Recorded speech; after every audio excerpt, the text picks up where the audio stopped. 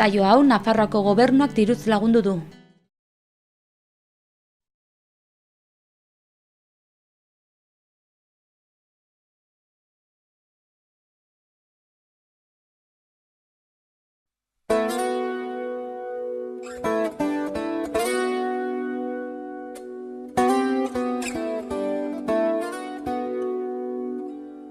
Mendian larrartean aurkitzen da loretxo bat, aurrian umetxo bat, loretxoari begira, loreak esan nahi dio, umetxo askanazazu.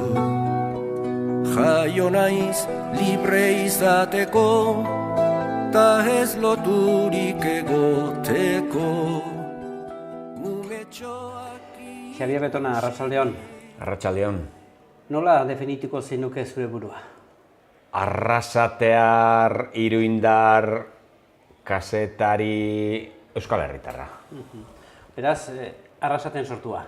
Bai, Arrasaten sortu nintzen duela 52 urte, eta Iruñeratua duela 22 urte. Eta nongoa egiten duzu zure burua?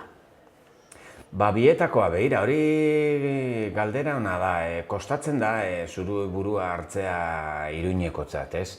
Eta normalean gainera ni arrasatearra naiz. Baina hainbeste urte hemen egon da, esate duzu, eta ezote naiz izango Iruñekoa ere, eta kostatzen da hori norbere ganatzea, baina nik uste dut azkenean banaizela arrasatearra, baina gaur egun banaiz baita ere iruindarra. Eta batez ere, ja hemen familia edo delikan atzetik, ez da? Eta hemen agian, pentsatzen dut hemen jaioa edo hemen sortua. Bai, familia osoa 3 seme alaba ditut, eta bertakoak dira, eta hie esaten diet, nagusienak 17 urte ditu oraindik, eta esaten diet, baina, ni zu baino iruindarragoa nahi zaioa agarra jotzen, ez da. Baitzera, ze izango zara zu iruindarra, eta arrasatera zara zuta. Hola biltzen gara. Hizkuntza euskera induzu, aldatu duzu, edo ez egokitu duzu hemen gora? Joikoan bai, baina etxean ez. Aurrekin nirea egiten dut arrasatearrez, guk Bizkaieraz hitz egiten dugu arrasaten, eta etxean oso arraro egite zait haiekin batuaz egitea. Orduan, beti etxean, emaztearekin ere garai batean batuaz, baina gaur egun nirea ateratze zaite. Gehiago baldin eta etxean baldin bagaude. Beste jende bat baldin badagoia tartean, batua erabiltzen dut. Eta hemen badira baita ere hainbat arrasatear, bizkaitar, ingurukoak, eta gure artean, gertukoen artean, hitz egiten dugu geurea. Zuketan o iketan? Normalean iketan. Iketan. Etxean ere bai, etxean baita. Etxean emaztearekin ez, emaztearekin zuketan. Aurrekin hasi nintzen iketan, zuka, baina gero sentitzen nuen pixka bat, arraro nire burua haiekin zuka. Eta lehenbizi mutilarekin hasi nintzen, jakin bai dakigu erraxagoa dela, mutilen arteko zuka edatuago dagoela, sozializatuagoa, eta baina gero neskekin ere hasi nintzen duela bizpahiru urte, eta eusten diot oroar haiekin ere iketan egiteari. Zein dituzu lehen da biziko oroitzapenak? Aurra sortuta ondotik izan dituzun edo buruan dituzun oroitzapenak? Okerrezpanago ume zoriontsu bat jolasten auzoan bere lagunekin. Horiek dira lehenbiziko oroitzapena ditudanak, eta eskolakoak ere baditut, 3-4 urte, zerbait lauso geratzen dana hor nonbait, baina horiek ere baditut jolasean eskolan. Eta zertan jolasten zineten? Eskolakoak ez ditut oroitzen, marrasten eta alako kontuak oroitzen ditut, baina auzoan bote-bote, harrapaketetara, olako kontua bizikleta, sokak, harri, oraindik ere, Arrasaten eta gure auzoan eraikuntza asko egiten ari ziren gainean hirurogeiko hamarkadaren bukaeran eta 70-aren hasieran, eta orduan obretan ibili, atzera aurrera, inguruko mendietan, oso libre ginen garai haietan. Aldaketa handiak eman ziren garai harretan Arrasaten, kooperatibak zirela eta ez da, pentsatzen dut, zu aurra izanik, horren kontzientzia gero hartu izango zenuen. Bai, ez dut oso kontzientzia argia horrena, baina, badut Arrasateko orduan izan zuen aldaketa handia, batez ere, Euskal Herriko beste hainbat lekutan estatutik eta izan zen uholde migratzaile horren ondorioz, ez?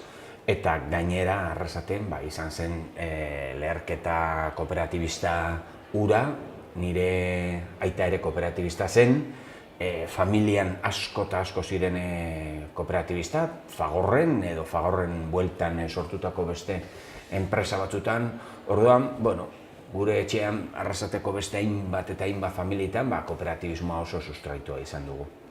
Eta horretan zer izan nahi zenuen?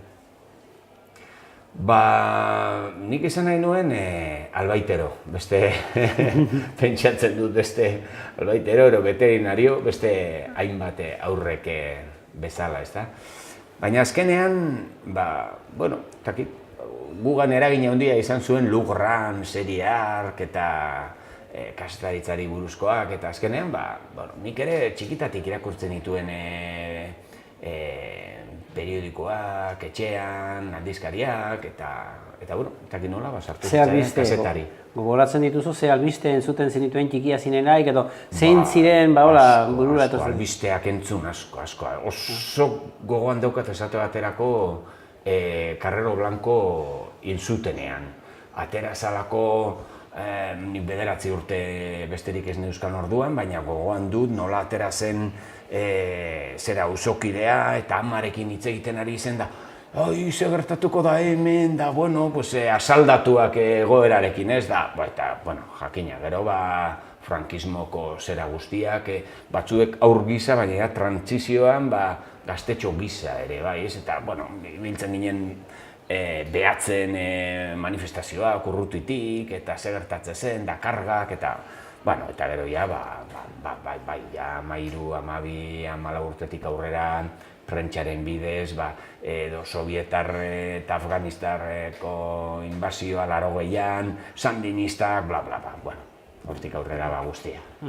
Hala beharrez edo bokazioz, ze ikasketak burutu zenituen? Kazetaritza egin nuen, eta kazetaritza egin nahi nuen, baina ez dakit txiripaz ere batzutan suertatzen dira olako gauza, kazetaritza egin nahi banuen ere, selektuidadea suspenditu egin nuen. Ez nuen suspenditu, pentsatzen nuen suspenditu egin behar nuela, eta orduan, esan nuen, sukaldaritzara joango naiz, eta abiatu nintzen sukaldaritzara, bi abiatu ginen, sukaldari izatera, eta sarrerako azterketanik suspenditu egin nuen. Eta orduan, sukaldaritza ez, magisteritza hasi nuen, Eskoriatzako eskolan. Egin nuen astebete magisteritzan, atera zen selektibideko nota, baina ez nuen suspenditu. Orduan, 5,3 atera nuen. Eta orduan, esan nuen, kazetaritza egingo dut, eta abiatu nintzen lehioara kazetaritza egitera, eta... Nola izan da kontua? Munduak kazeteri on bat irabazi du, eta sukaldari on bat galdu, maestru txar bat on bat galdu, nola ikusten duzu? Bat edaki, ez? Sukaldaritza badaramate barruan, baina gustatzen zaite sukaldaritza, baina ez naiz oso ibili behar dut ezinbestean gaur egun etxetik egiten dut lan batez ere, Lasartera guke argiako egoitza Lasarten daukagu, joten naiz Lasartera behin ero birritan astean, baina bestela etxetik egiten dut lan, orduan lan horrekin bateratzen dut,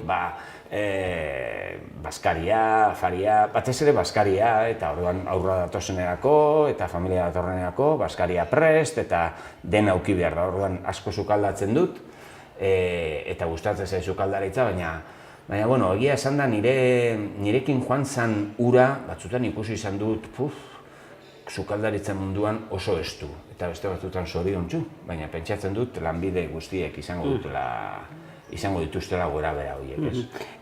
Irakaskuntzan, ikasten ari zinenean, ze oroitzapenak dituzu, hasi aurretik, eta ja bai batxilergoa, gero ondotik unibertsitatea, ze oroitzapena dituzu? Ba, itzelak, gazte garaia dira, orduan gaztetasuna itzela da, norberaren gazte garai hori itzela da maila guztietan, orduan oso oroitzapen onak, eta, bueno, nagusitu hala ere, unibertsitatean esaterako jende asko ezagutzen duzu, alde guztietakoa, beste herri batzuetakoa, unibertsitatean gazte garai hori 18 urte horiek oso biziak dira edozein pertsonarengan normalean mundua irestekotan gaude adin horrekin, eta neurri batean hala egiten dugu baita ere, eta bizi dugu bizitza bere betean maila guztietan, bai ez dakit parrandan, lanean, ikasten, borroka kontuetan, maila guztietan. Beraz, erran daiteke gaztetasuna erabatek disfrutatu, bizi izan zenuen, bizi izan daiteke hitza. Bai, konturatu gabe oraindik ere badoazkigu gure oroitzapen eta horiek beti haize ongi gaztaro hartan, ez? Baina, bueno, horiek joan dira, beraz aurrera behiratu behar dugu. Eta etxetik kanpo bizitzen noiz hasi zinen? Ba, 18 urtekin Bilbon ikasi nuenik Leioan, orduan astea han egiten genuen, Bilbon egiten genuen astea, eta gero asteburuan Arrasatera egiten genuen, beraz, gaztetxo. Beste ikasten kanpora doan beste hainbat gaztek bezala, ez? Eta emankorra izan zen baita ere hori? Tarte hori? Ba, ikaragarria, lehen aipatu dudan aste zara bakarrik bizitzen eta askatasuna itzela da. Diru aldetik patrika beti utz, baina askatasuna aldetik burua beti bero eta aste zara bizitza deskubritzen beste era batera.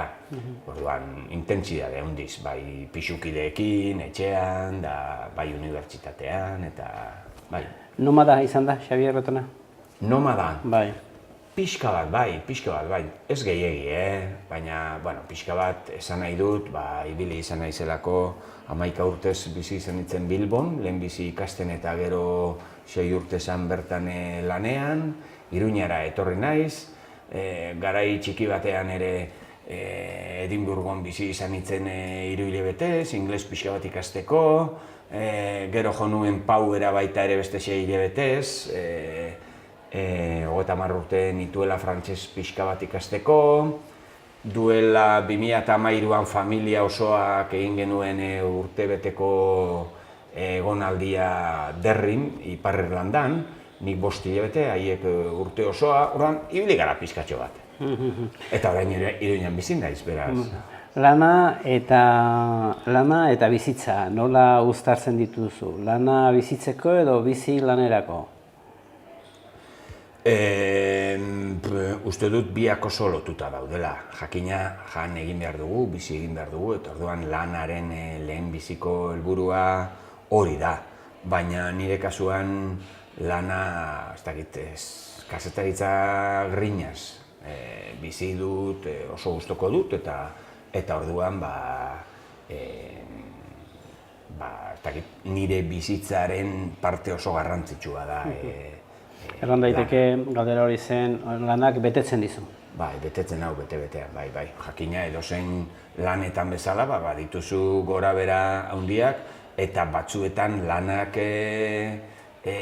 gure bizitza hartzen du, eta alde horretatik kalte egiten digu. Baita ere, inkluso pasioz bizi badugu bere, ez? Orduan kontrolatu behar da eta zaindu behar dugu gure burua alde horretatik, eta zer esanik ez euskarazko kazetaritzan.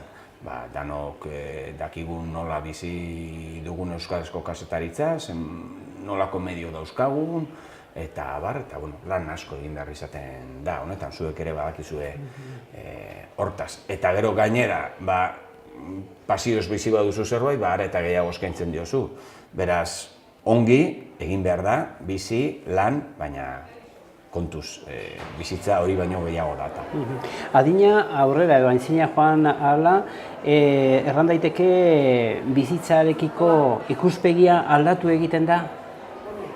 Aldatzen da, gauza askotan aldatzen da. Uste dute orokorrean beldurtu egiten gara pixka bat gauza askorekin, kontserbadoreago bere esango nuke bihurtzen garela, bai norberak bere buruarekin ikusten duenagatik eta baita ere inguruan ikusten duenagatik, baina, uste dute saiatu behar dugula, ezinezkoa da bizitzean ez gure lehengo ideiak, ez modu berean, sasoi bakoitzak bere begirada du eta uste dut garrantzitsua dela eustea bizi molde bati eta bizi molde hori izan dadila kontinuum bat, zelabait esateko, baina begirada desberdinarekin hori ezinbestekoa da.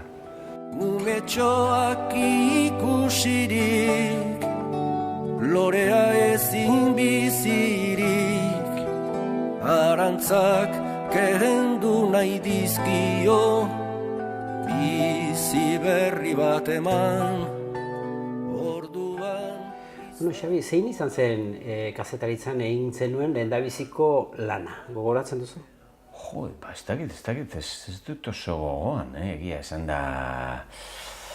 Argian, okerrezpanago argian izan zen lehenbizikoa eta izan ziteken 88an edo kolaborazioaren bat, akaso zine kritikatxoren bat edo egia esan, ez dut ongi gogoratzen, ez daukat horrelako lan bate. Hau izan zen nire kastaritzako lehenbiziko lana. Zure garaian, sartu zinenean, zeruko argia zen edo algungoia argia zen? Ez, argia zen, ja. Zeruko argia 70ko hamarkadaren amaieran itzali zen, eta hor trasbase bat izan zen, eta 80an hasi zen argia, zerukoa erori zen, eta argia bezala jarraitu zuen 80garrenetik aurrera, ordura arte kaputxinoen esku egon zen, eta 80tik aurrera kooperatiba egin zen, eta bertako langileek hartu zuten argia aldizkaria. Eta kazetaria izan nahi zenuela erabaki zenuelarik, ze kazetari izan nahi zenuen, ze motan, zertan aritu nahi zenuen? Ez dakit egia esan. Kazetari izan nahi nuen eta alde horretatik gure munduan ere ez zegoen erraza. Garai hartan zenbat ziren euskarazko komunikabideak. Euskarazko komunikabideak, bai, EITB hasia zen ordurako, eta egia esan da batera eta bestera joate zen, ohikoan gure ikaskideak eta joate ziren Euskadi Irratira, EITB-ra, baina idatzizkoan argia zegoen, besteren bat ere ongo zen, baina argia zegoen funtsean Arrasate Press ere orduan hasi zen gure herrian, lehenxeago, baina orduan esan nahi dut tokatzen zen lekuan hasi nintzen eta oso zirkunstantziala izan zen.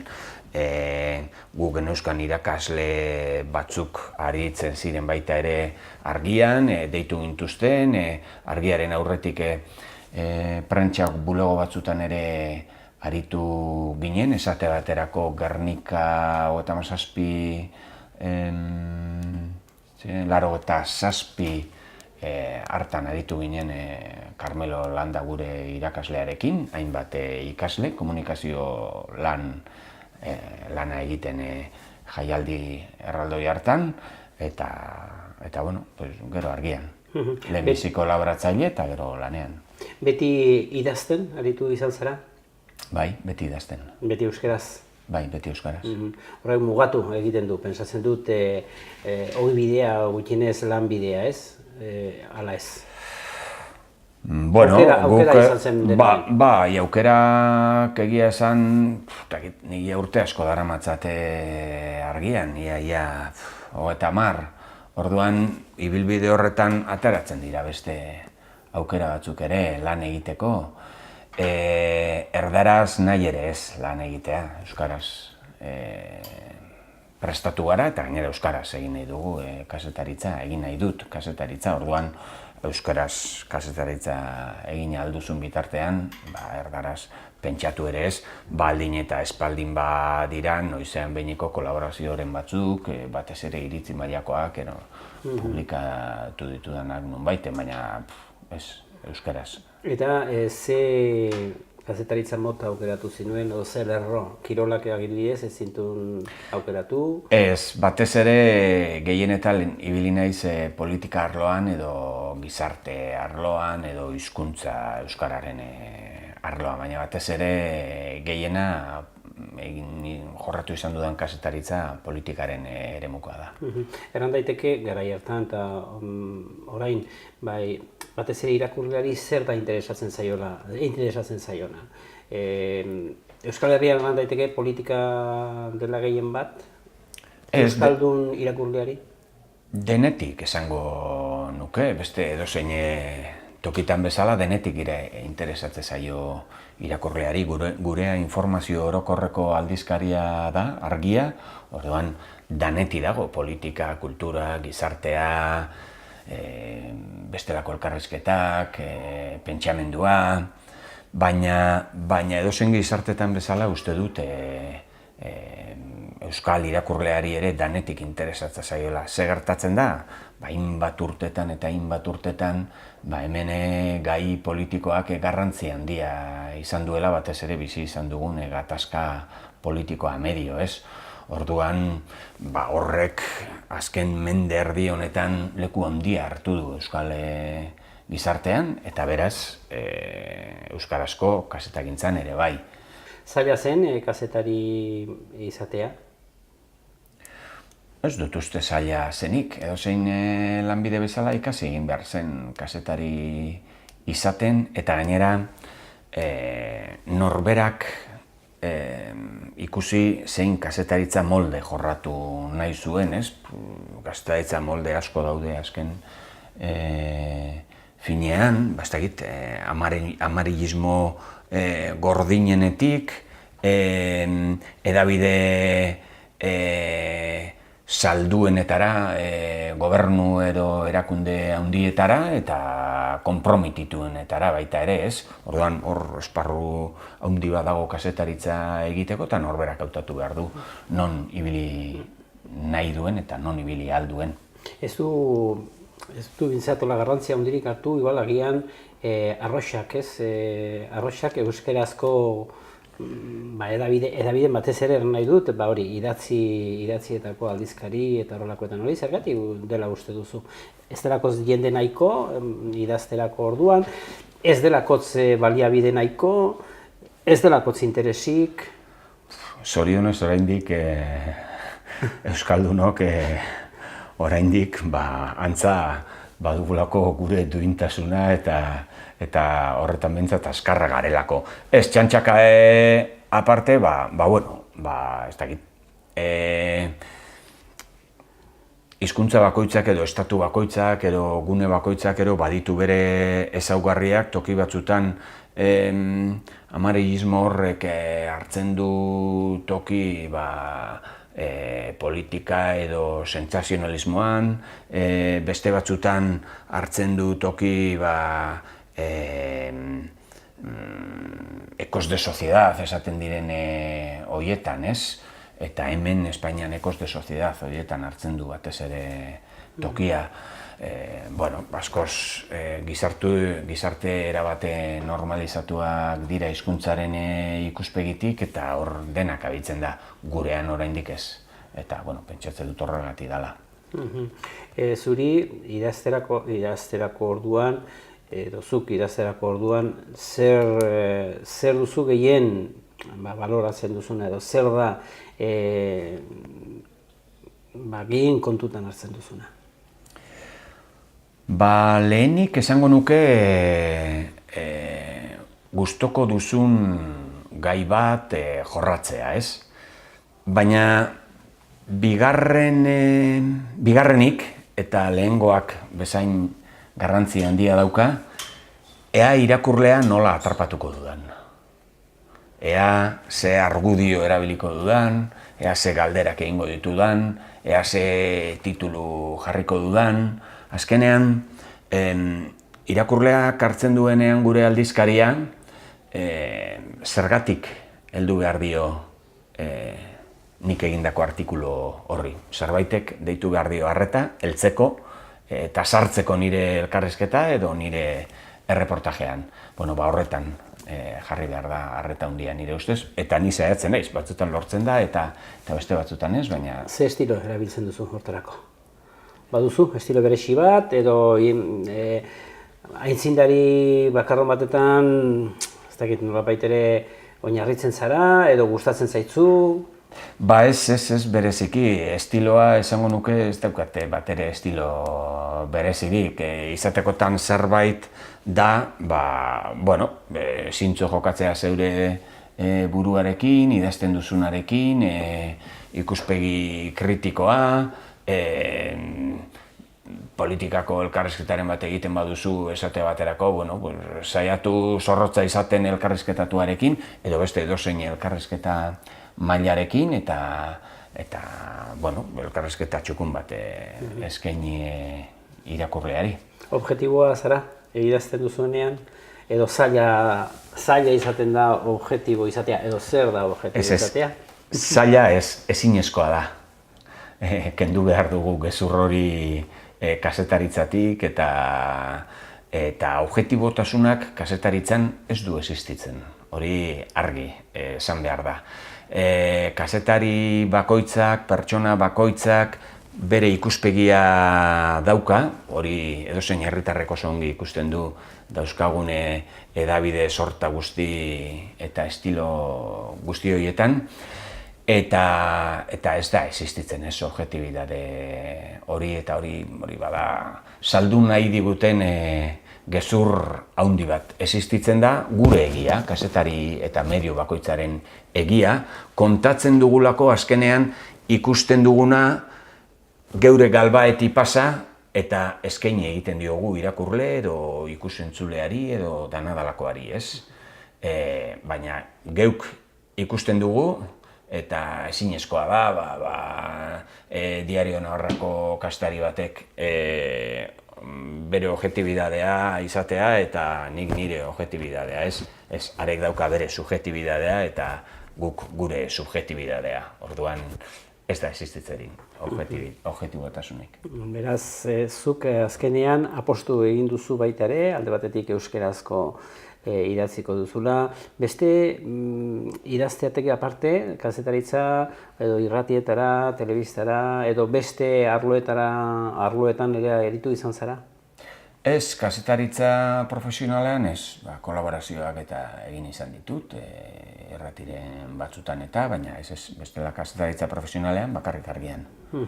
Eta hortik aparte, jakin badakiko baita ere, agian publikazio personalak edo gaur egun teknologiak agian errestu egin du baita ere izatea bakoitzak bere baterako argitzeko modu propioak eman dezagun interneten bidez edo horrela, izatea orri propioa edo bloga edo... Bai, bloga badaukagu argiako kazetari guztiok daukagu bloga, egia da interneten etorrerarekin argi ikusi genuen behintzate argian 87ko hartan, argia eta tipitapa izan ginen, 87an, haiek gu baino hilabete batzuk lehenago, lehenbiziko medioak hasi ginenak gure edukiak interneten jartzen, ez guztiak, orduan hasten ginen zerbaitekin, ez?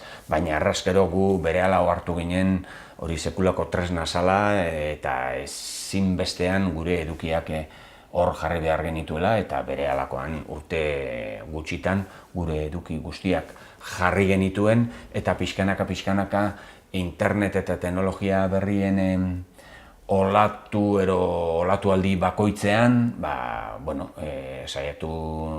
saiatu gara olatu horiek hartzen, ez? Bai lehenbizi blogena, etorri zana, eta gutako bakoitzak bere bloga dauka, modu libreago batean idazteko, nahi diren esperimentuak egiteko, sare sozialet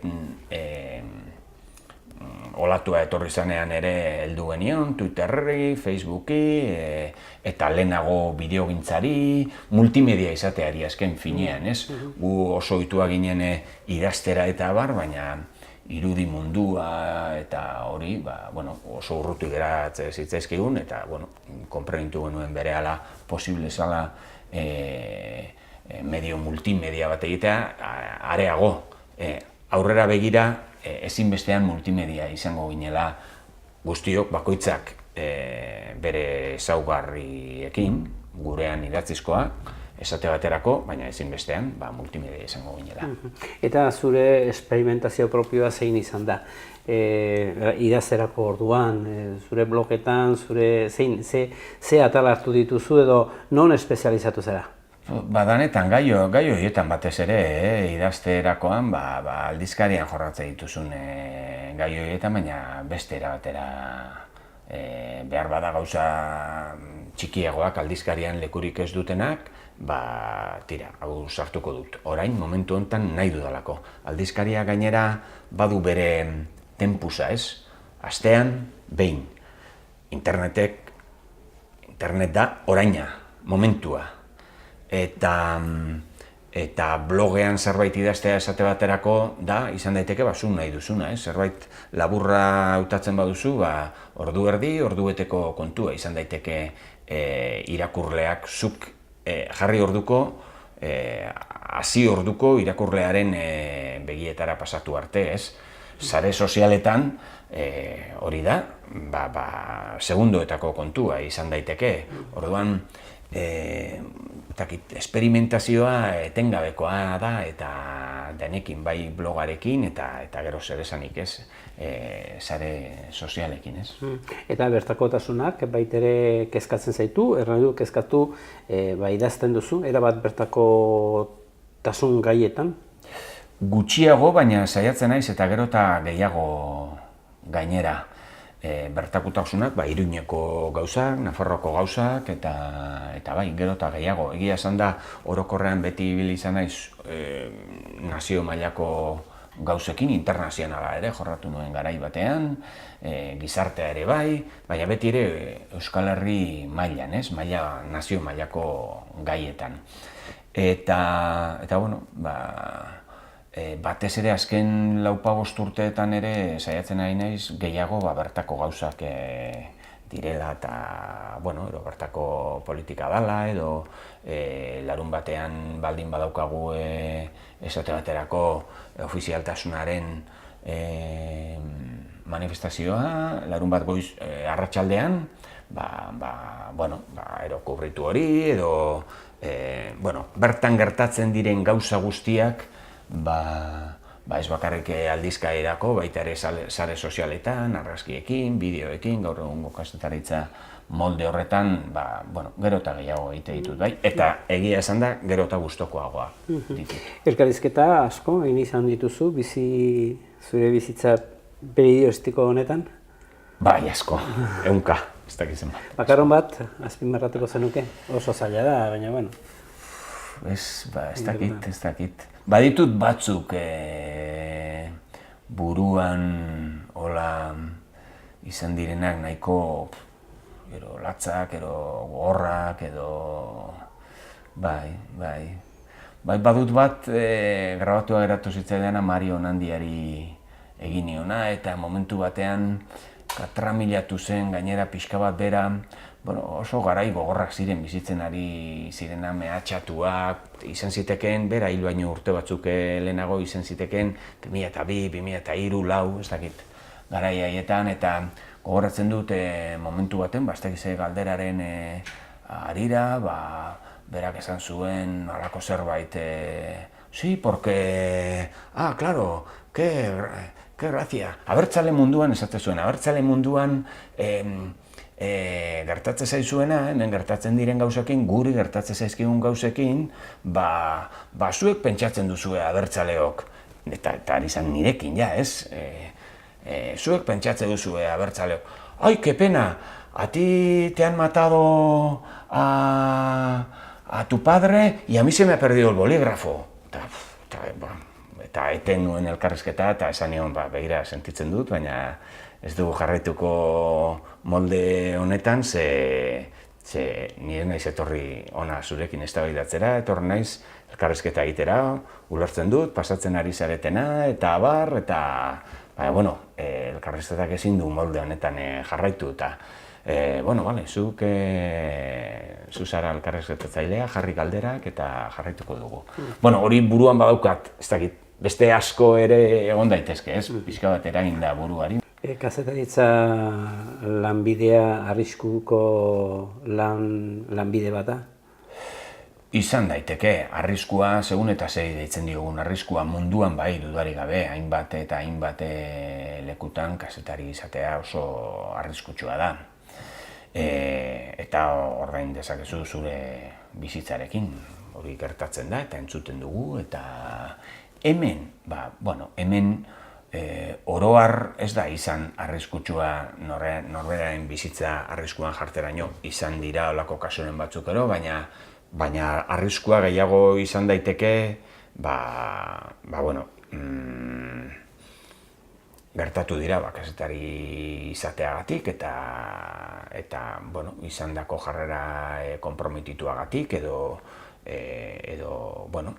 zarelako medio gisa edo kazetari gisa, istea esate baterako, hor daukagu Euskaldunon egunkariaren kasuak, kazetariak Madrilera eramanak, egunkari etxia, kazetari edo komunikazioko arduradunak Madrilera eramanak, espetxeratuak, torturatuak, kartzelaratuak, hemen ere izan du, eta badu, eta botereari aurre egiten diozun neurrian, arriskuak handitzen dira, gaur egun, ikusi, zer gertatzen ari den Mosal legearekin, eta izan daiteke norberaren konpromisoaren araberako arriskuak badaude kazetaritzan eta handiak gainera.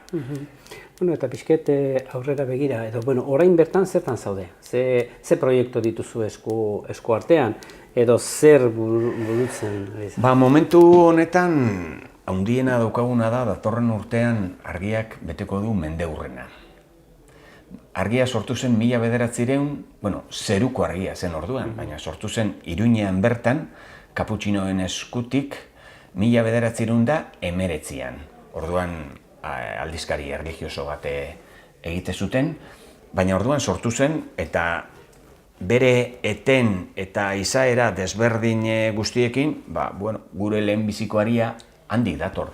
Orduan, prestatzen ari gara datorren urteari begira mende urren hori oso serio, eta hor izango dira hainbat gauza kazetaritzari lotuak, eta hortan gabiltza eta ni ere hortan nabile besteak beste buru belarri eta gainerakoan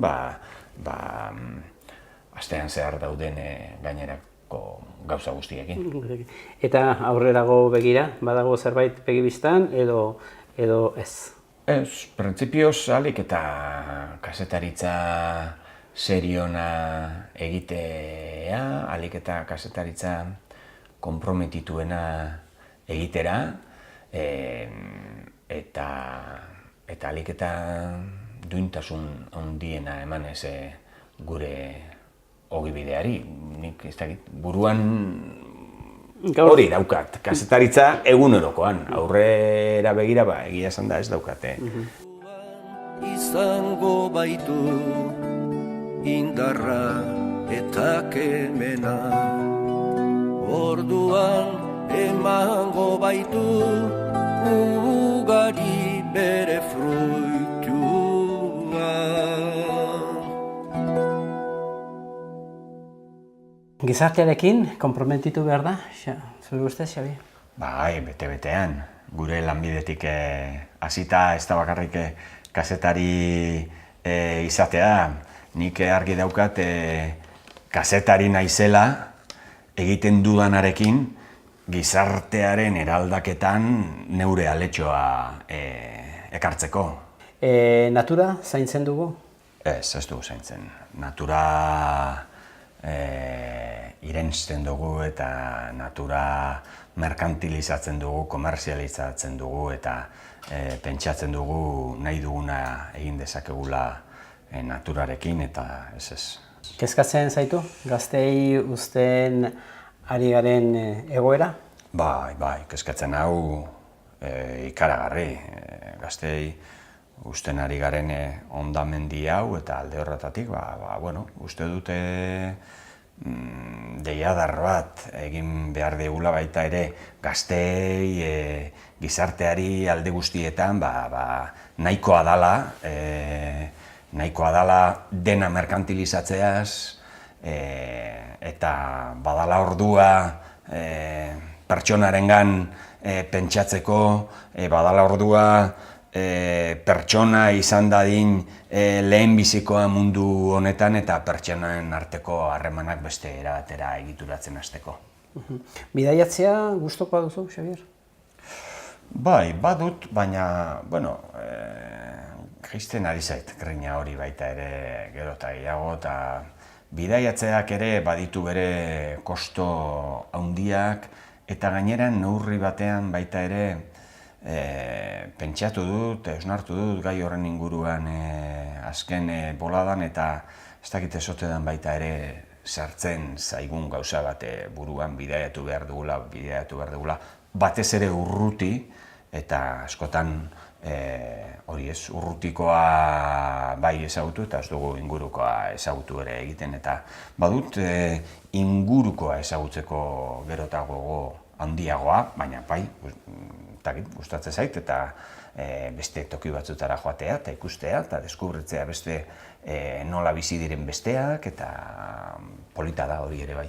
Beraz, baduzu tokiren bat, ezagutuko nahiko zenukena, hurbilekoa da edo urrungoa bada, baina tokiren bat... Orain ez dute besterik buruan gauza handirik ez. Hausnarketa horren ondotik pixko bat erabaki duzu, lasai, bertan... Bai, disfrutatzen dut gero eta gehiago inguruko gauzekin eta besteak beste asko Pirineoekin, asko gustatzen zaizkit Pirineoak, asko ibili izan naiz Pirineoan eta oraindik badago Pirineoan ikusteko makinatxo bat gauza, ez? Orduan bai mendialdetik eta bai Euskal Herrian zenbat ezagutzen dugu Zuberoa, zenbat iparraldeko beste herri, zenbat ezagutzen dut Iruñatik berako Nafarroa eta gutxi oraindik.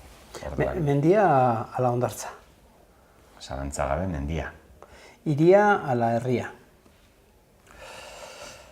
Herrikoa naiz eta hirian bizi naiz, gustora bizi naiz hirian orain, baina herriko lasaitasunak batzuetan, uste dut gero eta gogo handiagoa dudala herri txiki baten lasaitasuna hori bizitzeko eta dastatzeko, baina hirian bizi naiz. Harremanetarako zein iruditzen zaitzu dela neurririk hoberena? Ez dakit, txiki-txikia ere ez, seguruenik, itogarriak izan daitezkelako harremanak txiki-txikietan, baina beste, ez dakit, 5.000 eta 10.000 arteko herri batek asko eman dezake. Mitozalea zara? Ez, bat ere mitozalea ez naiz. Orduan ez duzu izan horrelako gogorik norbaiteri elkarrizketa berezi bat egiteko, eta zer... Ez gutxienez mitoa... Ez ulertzen dut mitoaren izaera eta abar, baina ez naiz ez uste dut oso errealista naizela eta errealitateari heldu behar zaiola, denok pertsonak, herriek behar ditugu gure mitoak eta abar, baina askotan gauza asko estaltzeko erabiltzen dira eta mitoak, eta orduan nik uste dute hobeto errealitateari ongira txikia. Bizitokiak bizipoza eman dezake? Dudarik gabe, edozer gauzak eman dezake bizipoza eta gainera saiatu behar da, edozer gauzetan bilatzen bizipoza. Leku sekreturen bat, non orain ja sekretu utziko duena izatetik, lasai eta ongi egoteko? Ez daukat olako leku sekreturik, eta baldin badago bateren bat, izan daiteke edozein mendiko bailara galdu edo edozein baso. Edozein baso izan daiteke, hemengo basoetan, batez ere ohiko basoetatik urrundu ezkero, sekretu. Basoetan oso jende gutxi biltzen data. Eta egoera bat, lasai sentitzeko, lasai egoteko? Ba horixe, egoera bat, pasiatzen mendian, bakarrik edo elurretan edo basoan lasai bakarrik, behar bada hori izan daiteke. Maite dut baita ere lagunekin ibiltzea mendian eta egoera bakarrik ibiltzeak momentu batzutan norberak askatasun sentsazio horiek, hausnarketak nola sartzen garen gure baitara, ondo sentia beste naute momentu horiek, beraz horrelakoren bat. Irakurtzeko liburu bat? Orain hasi naiz irakurtzen bi aldi berean, bata Jose Azurmendik aurten atera duen liburu txiki bat, beste bat berriak orain atera duena Carlos Garaikotxearen biografia hori, eta ez dakit, eta bukatu berri dut, irakurri dudan bizitzako liburu handienetako bat, Josu Azurmendiaren Moroa gara behelaino artean, beraz, gauza asko irakurtzen ditut eta denetarikoa pixka bat. Abesti bat? Jode, ez dakit, abesti bat, orain ez datorkite abesti bat burura, hola, ez daukat, bat ez datorkit. Eta filmaren bat? Ez nuke jakingo esaten, filme bat, ez. Hizkuntzan inguruan, Iruñean ikusi duzun evoluzioa zein izan da? Gazi-gozoa da. Ongi ikusten dute, hemen daramadan 22 urtetan uste dut izan dela evoluzio bat, ez?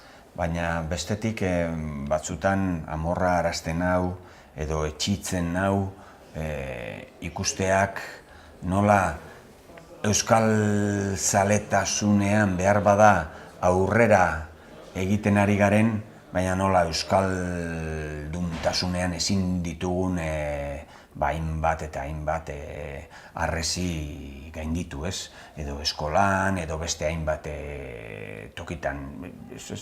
Ezin dugu aurrera egin eta batzutan oso etxigarria da hori, edo hori iruditzen zait niri. Nola gustatuko litzaizuke, hemendik 50 urtera mundua izatea, onora? Gustatu nola? Mundu utopiko hori egiazkoa izatea, batez ere oinarritua pertsonen arteko beste harreman batean, justizian, berdintasunean, askatasunean oinarritutako mundu libre batean. Zoriontsu izateko errezeta bat? Importanteena, esango nuke, sinisten duzun horrekin bat bizitzea. Xabier Letona 3 hitzetan. 3 hitzetan. Pertsona, kazetaritza, askatasuna. Gauza handiegiak 3 hitzetan esateko, baina izan liteke, adibidez. Beste hainbat ere, erabili daitezke.